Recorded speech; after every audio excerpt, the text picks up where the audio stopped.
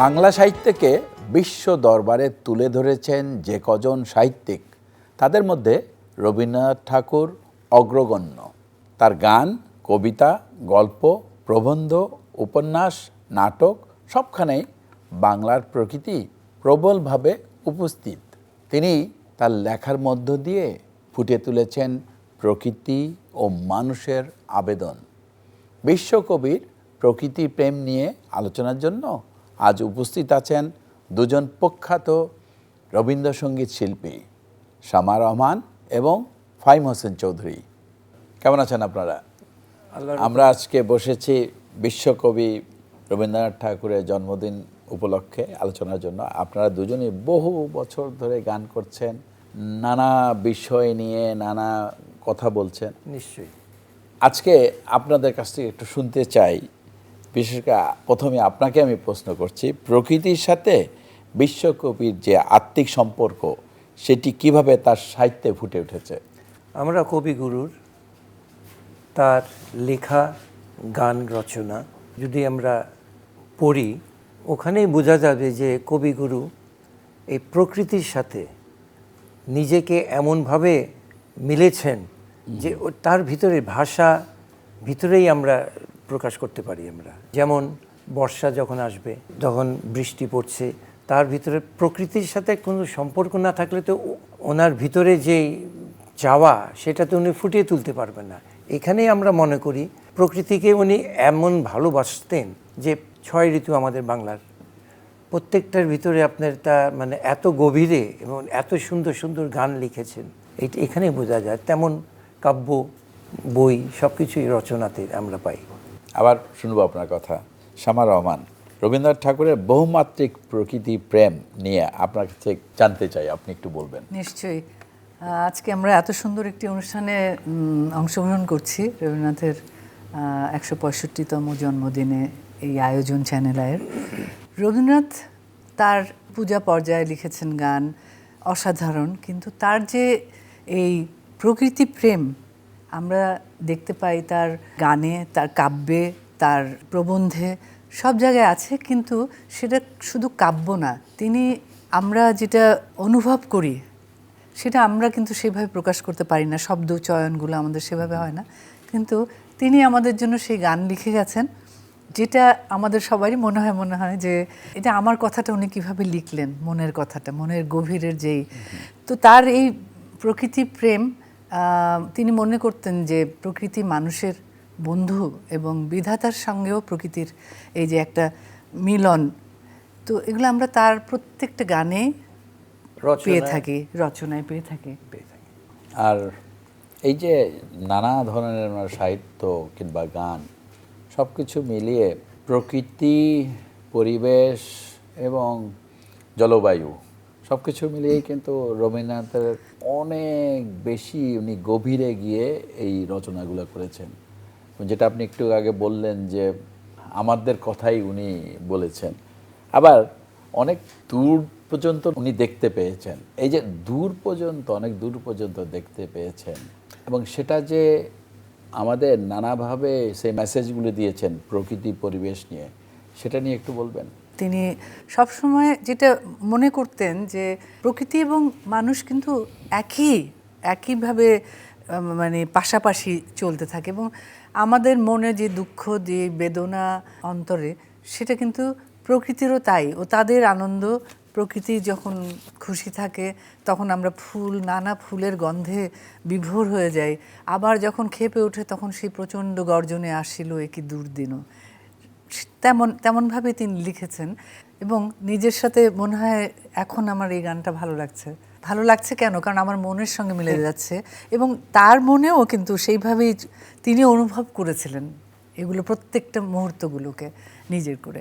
আর ওনার সৃষ্টিগুলো একেবারে মাটির থেকে নেওয়া, একেবারে পরিবেশ প্রকৃতির থেকে নেওয়া, আমাদের যে নদ নদী, হ্যাঁ, সেই রসে, সেই রসবোধ থেকেই কিন্তু উনি যে প্রতিটা সময় পার করেছেন। জি, কি বলেন ফাহিম ভাই? না, হ্যাঁ সেটাই আমি বলতাম, প্রকৃতি আমাদের ভোগ করার বিষয় না। কবিগুরু উনি আগের থেকেই বুঝতে পারতেন যে এই প্রকৃতির উপরে নানা ধরনের অত্যাচার হবে, প্রকৃতির আপনার ক্লাইমেটের চেঞ্জে নানান ধ্বংস হবে আবার গড়বে, উনি কিন্তু আগের থেকেই প্রথম থেকেই উনি বুঝতে পারতেন প্রকৃতি ভোগের জিনিস না। উনি খোলা একেবারেই আকাশের ঠিক নিচে, কথা। একদম খোলা আকাশের একেবারেই। নিচে উনি যখন যেতেন বসন্তের সময়, যখন চতুর্দিকে ফুল ফুটে আছে, তখন তার মনে প্রকৃতির যে একটা আবেগ, ওই মুহূর্তে তিনি একটা গান রচনা করে ফেলতেন একদম। এবং কিভাবে যে আবার সেটা শুরু দিতেন। কিভাবে কেন ওনার সম্ভব? সবচেয়ে বড় জিনিস আমি বলবো, উনি কিন্তু খালি কবিতার গান লিখতেন না, ওনার ভিতরে যদি শাস্ত্রীয় সঙ্গীতের যদি জ্ঞান না থাকতেন তাহলে তো হাজার হাজার গান তো রচনা করতে পারতেন না। সেটাও কিন্তু সেই প্রকৃতির থেকেই তিনি অর্জন করেছেন। তার মানে এই প্রকৃতির ধ্বংসের ক্ষতিকর প্রভাব প্রভাব কবিগুরু সেই সময় একদম বুঝতে প্রথম পেরেছিলেন। থেকেই বুঝতে পারছেন। আর এই যে নানা ধরনের রচনা, তার থেকে কিছু একটু কোনো ইম্পর্টেন্ট কিছু একটু বলতে পারবেন যেটা খুব বেশি নাড়া দেয় আমাদের? উনি বর্ষার সময় জি। উনি যাচ্ছিলেন, যেতে যেতে হঠাৎ একজন লোক দেখে কি গাছের নিচে উনি বসে আছে গরমের ভিতরে। তখনই ওইটা দেখে ওনার ভিতরে জানি না কেন একটা গান, আমি যখন তার দুয়ারে ভিক্ষা নিতে যাই, আচ্ছা, আমি যখন তার দুয়ারে ভিক্ষা নিতে যাই, এই গানটা আমি শুনেছিলাম তখন রচনার উনি ওই করেছেন। সময় রচনা করেছিলেন মানে কোনো একটা প্রকৃতির কাছে মানে চাওয়া, এই যে যদি গাছপালা না থাকতো, পথচারী যে তখন যে আশ্রয়টা তিনি আশ্রয় নিয়েছিলেন এই যে গাছের গাছের নিচে। নিচে, হ্যাঁ, এই গরমের মধ্যে। মধ্যে সেইটুকু সে আমাদেরকে দিয়ে গেল একটা গান দিয়ে। হ্যাঁ, তার- ওইটা দিয়ে সেটা তারপরেই বলে এই গানটা রচনা করেছিল। আচ্ছা আচ্ছা। আসলে অসাধারণ অনেক অনেক ঘটনাই হয়তো আছে এরকম, যেটা কতটুকু আমরা জানি, তাই না? শামা রহমান, প্রচলিত পদ্ধতির বাইরে গিয়ে কবিগুরু প্রকৃতির মাঝে শান্তিনিকেতন গড়েছেন, সে বিষয়ে আমাদের একটু বলবেন। হ্যাঁ, এটা কবিগুরু রবীন্দ্রনাথের এটা ভীষণ অনেক আগে থেকেই এই ইচ্ছাটা ছিল যে সে তার নিজের এখানে জায়গায় একটা স্কুল করবে, যেখানে সব জায়গা থেকে নানা দেশ থেকেও কিন্তু এসছে, এবং তিনি চেয়েছিলেন বিদ্যালয় করতে যেখানে তিনি এই গান, নাচ, ছবি আঁকা, এমন তিনি নাচেও তিনি এতই হয়েছিলেন ইন্দোনেশিয়াতে গিয়ে, যেখানে তিনি মুগ্ধ হয়েছিলেন ওদের নাচ দেখে, এবং তৎক্ষণাৎ তিনি ওখান থেকে কিছু টিচার নিয়ে আসলেন শিক্ষার জন্য শান্তিনিকেতনে। তো এই যে ওনার আবার যে শান্তিনিকেতন করার বিভিন্ন জায়গায় গেছেন, পৃথিবীর ইউরোপের অনেক দেশে গেছেন, এবং সেখান থেকে তিনি যেটা ভালো লেগেছে যেটুকুন সেইটুকুন নিজের মতো করে তিনি কিন্তু রচনা করেছেন অনেক গান। আমরা জানি স্কটল্যান্ডে গেছেন এবং ওখানে অল ল্যাং সাইন এই গানটা শুনে তার মনে হয়েছে যে আমি এটার উপরে একটা লিখবো, এবং পুরানো সেদিনের কথা। এই শান্তিনিকেতন করে তো আসলে আমি শান্তিনিকেতন অনেকবার গিয়েছি, কিন্তু পড়তে যাওয়া হয়নি, এটা আমার একটা খুব দুঃখ। প্রকৃতিকে কিভাবে সাজিয়েছে শান্তিনিকেতনে যদি না যাওয়া যায় তাহলে কিন্তু বোঝা যাবে না। সেটা বোঝা যায় না। কিন্তু আজকাল ওই যে উনি জানতেন আস্তে আস্তে এটা ধ্বংস হয়ে যাবে, সেই শান্তিনিকেতন তখনকার এখনের মধ্যে 100 বছর আগে যেটা ছিল এখন কিন্তু সেটা নেই। কিন্তু ফাহিম ভাই উনি কিন্তু সবসময় বলেছেন যে আমার গান থেকে যাবে, গান থাকবে, কিন্তু প্রকৃত আস্তে আস্তে যে কোনো ডেভেলপমেন্ট বলি আর যে প্রকৃতি দুর্যোগের জন্য আস্তে আস্তে ধ্বংস হয়ে যাচ্ছে। ধ্বংস তো হচ্ছে, এবং সারা পৃথিবী এখন সেই একটা ভীষণ চ্যালেঞ্জের মধ্যে আছে। সবাই চেষ্টা করলেই হয়তোবা ঠিক হবে, না হলে তো এসব গ্লোবাল ওয়ার্মিং হচ্ছে, নানা কিছু দিয়ে আমরা কিন্তু ভীষণভাবে সেটা কষ্টগুলো আমরা পাচ্ছি, নিঃশ্বাস নিতে আমাদের অসুবিধা হচ্ছে। উনি কৃষকদেরও ওই যে কৃষকদের প্রকৃতির জন্য কি করতে হবে, কোথায় গাছ লাগাতে হবে, ই করতে হবে, ফল ফলালি, হ্যাঁ, উনিও অনেক কিছু শিখিয়ে গেছেন। আমরা বলবো কৃষির জন্য তার অবদান অনেক অনেক অনেক। ন্যাচারালি তো আর গ্রো করবে না, সব আমাদের নিজেদেরও করতে হবে। সেইটাই কবিগুরু কিন্তু সেটা তোমার কুষ্টিয়াতেও করেছিল, কুষ্টিয়াতেও অনেক কিছু করেছে সেই ব্যাপারে। এই যে একটা লম্বা সময় উনি নানা বিষয়ের সাথে জড়িত ছিলেন, এখান থেকে আপনার গানের ব্যাপারে যদি বলি, যেহেতু আপনারা গান করেন, সেখানে কোন গানটা সবচেয়ে বেশি মনে করেন যে এই প্রকৃতি পরিবেশকে বেশি প্রভাবিত করেছিল? যেরকম মধুর বসন্ত, একটা বসন্তের সময় ওই মধুর বসন্ত, ওই গানটা আমাদের খুব প্রাণে হয়। বর্ষার সময় যেরকম এমনও দিনে তারে বলা যায়, বৃষ্টি হচ্ছে, গাছের ছমছম ওই পাতার শব্দ, হ্যাঁ, টিনের একেবারে বাড়ি তখন ঘিরে আসলো বৃষ্টি, হ্যাঁ হ্যাঁ অন্ধকার হয়ে আসলো।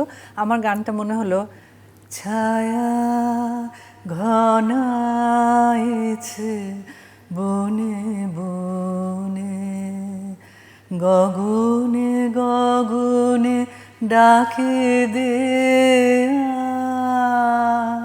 ছায়া ঘনাইছে বনে বনে।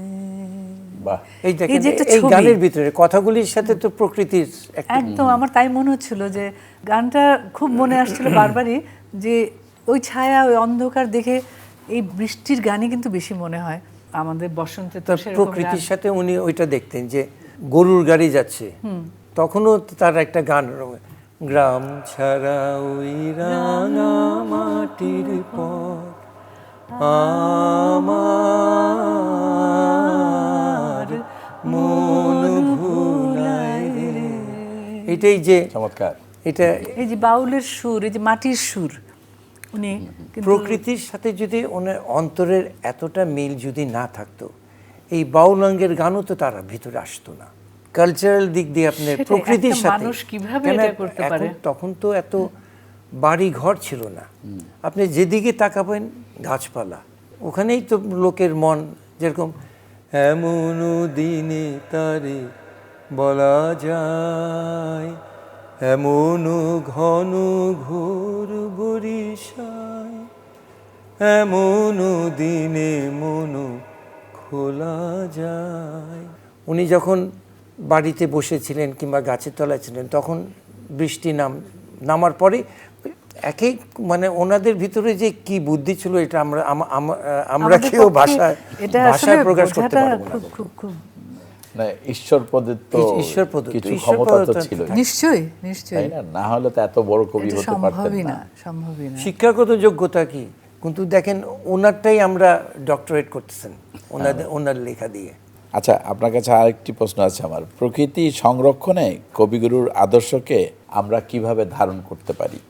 আমি বলবো, আপনি যে উদ্যোগটা নিয়েছেন, এরকম উদ্যোগ অনেকে নিতে পারে। যেরকম আপনার যেরকম, আমি যদি চাই এই প্রকৃতি কিভাবে রক্ষা করব, আমি যতটা পারবো না, আপনি যতটা করতে পারেন, আপনি একটা করে যাচ্ছেন, কিন্তু এই প্রকৃতিকে কিভাবে আরও করে যায়, এটাতে যে আপনাদের সময় দিয়ে টেলিভিশনে এবং নিজের পরিশ্রম দিয়ে যে রক্ষা করে যাচ্ছেন, চেষ্টা করছেন, এটার সাথে কিন্তু আপনি একলা পারবেন না।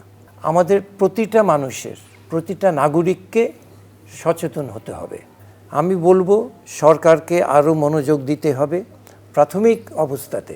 নিশ্চয়ই। আমাদের কিভাবে প্রকৃতিকে আমরা আরও সুন্দরভাবে রাখতে পারি, নাহলে ভবিষ্যতে আমরা যে কোথায় যেয়ে পড়বো আমরা কেউ বলতে পারি না। যেটা কবিগুরু আগেই বলে গেছেন, কোথায় যাচ্ছে আমরা নিজেই জানি না। আপনি কি মনে করেন যে এই তরুণ সমাজকে আমাদের সাংস্কৃতিক অঙ্গনে আরও বেশি জড়িত করা দরকার, এবং আমাদের কবিগুরু এই যে নানা ধরনের রচনা করে গেছেন, তার সাথে তাদের আরও বেশি করে পরিচয় করিয়ে দিলে হয়তো আমাদের এই যান্ত্রিক যে সমস্যাগুলো, বিশেষ করে আজকে যদি বলি যে ডিজিটালাইজেশনের জন্য তরুণ সমাজ কিন্তু দিন দিন কিন্তু এখন অনেক কিছু থেকে বিমুখ হয়ে যাচ্ছে, হারিয়েও যাচ্ছে। আমি বলবো যে ফেসবুকটা দেখেন, আমরা ঘরে বসে থাকলে সোশ্যাল মিডিয়াতে আমরা সকলেই একটা নিয়ে ব্যস্ত থাকি। এইটার থেকে প্রতিটি পরিবারের নিজের ছোট বাসাতে কিছু গাছ লাগাই না কেন? স্কুল থেকে করতে হবে। যেরকম আমাদের ছোটোকালে আমরা বছরে 2-3 দিন, বিশেষ করে বর্ষার সময়, আমরা স্কুল থেকে যে গাছ লাগাতাম, এখন সেটা নেই। এখন গাছ লাগানো হয় সেটা কিন্তু ব্যবসার জন্য, কিন্তু ওখানে দেখা যাবে ওই গাছ লাগানো পর্যন্তই শেষ, কিন্তু আর যত্ন নেয়। কিন্তু প্রত্যেককে সচেতন হতে হবে। এবং আমি বলবো মিডিয়াতে প্রতিটি অ্যাডভার্টাইজমেন্ট যেরকম যায়, যদি 2-3 মিনিট করে কিংবা 1 ঘন্টা পর পর যদি 1 মিনিট 2 মিনিট করে এরকম, এটাকে আরো আমাদের কি করতে হবে বলো, আমাদেরকে এই তুমি বলো। ফোকাস, হ্যাঁ নিশ্চয়ই ফোকাসটা এই আমাদের আপনি যে বললেন যে প্রজন্মের, নতুন প্রজন্মের ওদের জন্য কিন্তু এই যত এই ধরনের অনুষ্ঠান হবে, আজ কিছুটা যদি আজকের প্রোগ্রাম কেউ শুনে কিছুটা তো অন্তত তারা জানতে পারবে, উপলব্ধি করতে পারবে। তো এগুলো যদি ওদের মধ্যে ঢুকানো যায়, চেষ্টা কঠিন হবে ব্যাপারটা, কিন্তু কঠিন তো রবীন্দ্রনাথই বলেছেন কঠিনের বাসিলাম ভালো। তো সেইভাবে দেখতে গেলে এই ছেলে মেয়েদেরকে সোশ্যাল মিডিয়া ওরা করবেই, কিছু আপনি করতে পারবেন না, কিন্তু তার বাইরে গিয়ে যদি আমরা পরিবার থেকে আমাদের প্রত্যেক পরিবারে কিন্তু প্রথম শিক্ষা, তাই না? আমরা তো বাইরে স্কুলে তো পড়ে, কিন্তু মা বাসায় যা দেখে, যেভাবে বড় হয়, আমরা গান শুনতে শুনতে বড় হয়েছে, এই জন্য আমাদের কান তৈরি বলতে ছোটবেলায়। তো সবার বাড়িতেই একটা হারমোনিয়াম শোনা যেত, গান শোনা যেত, এখন যেগুলো একেবারেই বিরল। সাংস্কৃতিক চর্চাটা আরো বেশি, আরো অনেক বেশি প্রত্যেকের জায়গা থেকে যদি করি, এবং আমরা পাশে থাকবো সবসময় যেভাবেই হোক। কিন্তু আমি আশা ছাড়বো না, নিশ্চয়ই আমরা এই দেশকে সবুজ করে ছাড়বো, নিশ্চয়ই নিশ্চয়ই, এবং বিশাল ব্যাপার, মানুষদেরকে আমাদের সবার প্রত্যেকে আমরা দুটো করে করি না কেন, কিচ্ছু না, ওটাই একদিন এটা এখন পাবো না, আপনার 10 বছর পর অনেক হবে। যেরকম আমি সকালবেলা রমনা পার্কে যাই, আমাদের সাথে কয়েকজন হাঁটে, তারা 2-3টা গাছ লাগিয়েছিল, এখন কিন্তু ওই গাছটাকে আমি হাত দিয়েও ধরতে পারি না, সে চলে যাবে কিন্তু ওই গাছ থাকবে। আর গাছের যে উপকারিতা সেটা কতটুকু আমরা অনুধাবন করি, কোন গাছ থেকে নিঃশ্বাস নিলে আমরা সুস্থ থাকবো, রমনাতে গেলে কিন্তু আমরা দেখতে পারি। এটা শুধু রমনাতে করলে হবে না, আমাদের দেশে তো সবচেয়ে বড় জিনিস প্রকৃতি আরো ধ্বংস হয়ে যাচ্ছে। আমি ঢাকার সিটির কথাই বলি, কিছু দূর পর পর যদি একটা খেলার মাঠ থাকে, গাছ থাকে, আমরা নিঃশ্বাস নিতে পারি প্রকৃতির থেকে নিলে, সেদিকে কোনো খেয়াল নাই। এটা আমাদের সরকারকে দেখতে হবে অবশ্যই। আজকে কিন্তু যেহেতু আমাদের কবিগুরুর জন্মদিন, সুতরাং আমরা কিন্তু দুটো গান শুনবো দুজনের কাছ থেকে, এই প্রকৃতি নিয়ে রবীন্দ্রনাথের যে গান আপনাদের ভালো লাগে কিংবা ভালো লেগেছে, ওই ধরনের দুটো গান শুনতে চাই। নিশ্চয়ই। আমি যখন গান শুরু করব, এটা আমার ইচ্ছা আছে, ওই যেটা আমি একটু করলাম, এমনও দিনে তারে বলা যায়, কেননা বর্ষার দিন তো ওই গানটাই বারে বারে মনে পড়ছে, ওইটা করব। আর তুমি একটা করো, আমি একটা প্রকৃতির উপরেই করো। নিশ্চয়ই। এমনও দিনে তারে বলা যায়, এমনও ঘন ঘোর বরিশায়, এমনও দিনে মন খোলা যায়, এমনও মেঘ স্বরে বাদল ঝড়ো ঝরে, তপনহীন ঘন তমসায়, এমনও দিনে তারে বলা যায়। সে কথা শুনিবে না কেহ আর, নিভৃতে নির্জন চারিধার, দুজনে মুখোমুখি গভীর দুঃখে দুঃখী, আকাশে জল ঝরে অনিবার, জগতে কেহ যেন নাহিয়া। সমাজ সংসার মিছে সব, মিছে জীবনের কলরব, কেবলি আখি দিয়ে আখির সুধা পিয়ে, হৃদয় দিয়ে হৃদয় অনুভব, আধারে মিশে গেছে আর সব, তাহাতে এ জগতে ক্ষতিকার, নামাতে পারি যদি মনোভার, শ্রাবণ বরিশনে একদা গৃহ কোণে দু কথা বলি যদি কাছে তাহাতে আসে যাবে কি বাকার।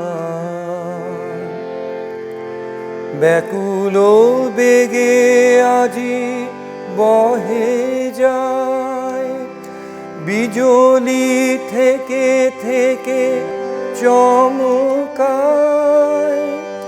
যে কথায় জীবনে রহিয়া গেল মনে, সে কথা জি যেন বলা যায়। এমন ঘন ঘোর বরিশায়, এমন দিনে তারে বলা যায়। খুব ভালো লাগলো। বাহ, এই গানটা আমার খুব ভীষণ প্রিয় ভালো গান। লাগলো, ভীষণ। একটি প্রেমের গান, কিন্তু সেখানে বর্ষা আছে এবং একটি অপেক্ষা, সেরকম একটি গান গাইছি। আজি গধূলি লগনে এই বাদল গগনে তার চরণ ধ্বনি আমি হৃদয়ে গুনি, সে আসিবে আমার মন বলে সারা বেলা,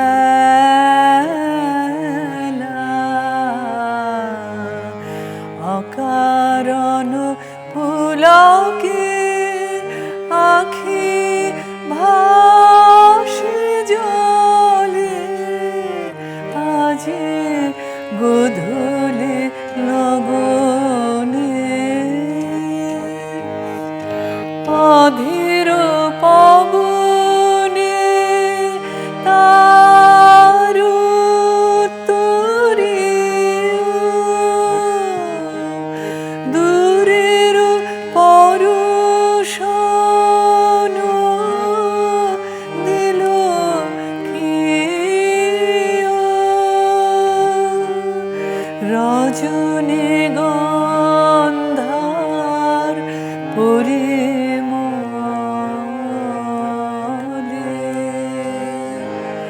সে আসিবে আমার মন বলে, উতলা হয়েছে মালতীর লতা, ফুরালো না তাহার মনের কথা, বনে বনে আজি একই কানা কানে, কিসের বারতায় ওরা পেয়েছে না জানি, কাপড় লাগে দিগঙ্গনার বুকের আঁচলে,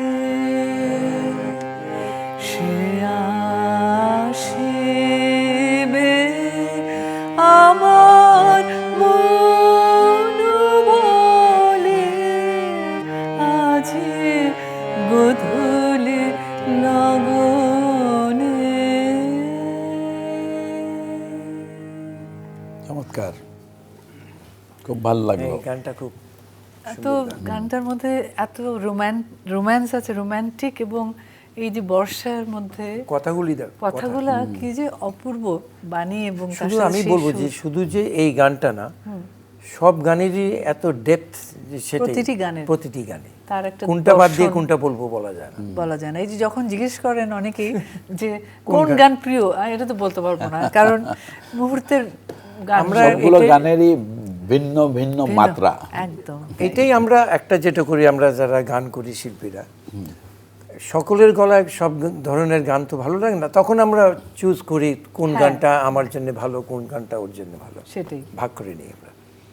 যাই হোক, প্রকৃতির নানা কথা বললাম আমরা, এবং আজকে কবিগুরুর জন্মদিন উপলক্ষে এই যে আলোচনা, এই আলোচনা যত বেশি আমরা করব নিশ্চয়ই। এবং যত বেশি কবিগুরুকে নিয়ে কথা বলবো, কবিগুরুর সাহিত্য নিয়ে, কবিতা নিয়ে, গান নিয়ে কথা বলবো, ততই কিন্তু আমরা সমৃদ্ধ হব। আমি আশাবাদী আমরা এই প্রকৃতিকে আরো উজ্জ্বল করে আরো সুন্দরভাবে আমরা ই করতে পারবো। অবশ্যই, অবশ্যই। অনেক ধন্যবাদ, অনেক কিছু জানা গেল আপনাদের আপনাকে কাছ থেকে। ধন্যবাদ, ধন্যবাদ।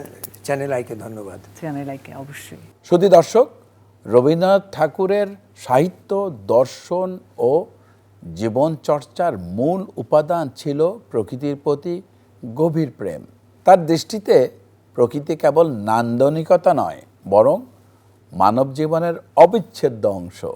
এই সম্পর্ক ছিন্ন হলে মানব জীবন অসম্পূর্ণ হয়ে পড়ে।